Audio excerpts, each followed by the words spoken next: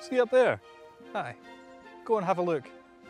Up there, beyond the clouds, there's Fanus. Space. Fanus. See that wee accent on the A? That makes the vowel long.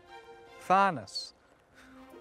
Some people are actually really keen to go up there and see Intel, the world, Intel from above. But it's not for me. I prefer to travel where my legs or even my bike wheels can take me, and can you imagine the fuel bill for a rocket? That's definitely not for me. But it did get me thinking, what if there was a way I could get an idea of Fanus from Earth? And it turns out I can. The Crawick multiverse covers approximately 55 acres in Dumfries Galloway, Dumfries and Galloway. Dumfries Galloway. It was created by Charles Jenks, and his design transformed this former open-cast Gaelic coal mine, Gaelic.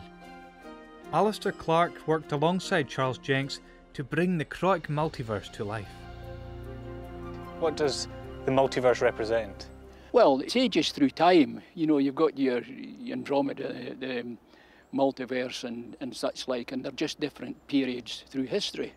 And what connects them? I mean, what do we see here? You've got your north-south walk, which we're standing on the amphitheatre now, and then just further up you've got your east-west walk, and then you've got your cosmic collision and such like. And before the multiverse was here, say for example 50 years ago, and we turned up, what would we be looking at? In the north walk there, you can see that's where the dumpers or the dredgers put up the soil so that they could get to the coal. And you can see that in many pits over, you know, you've got to dig to get to the coal, and it's just the handiest place to dump the what they would call waste, but what we can use for something else. And use it they have. The boulders from the site were used to create this north-south line. Tua, north, Tua is in that direction, and Jess, south, Jess is in that direction.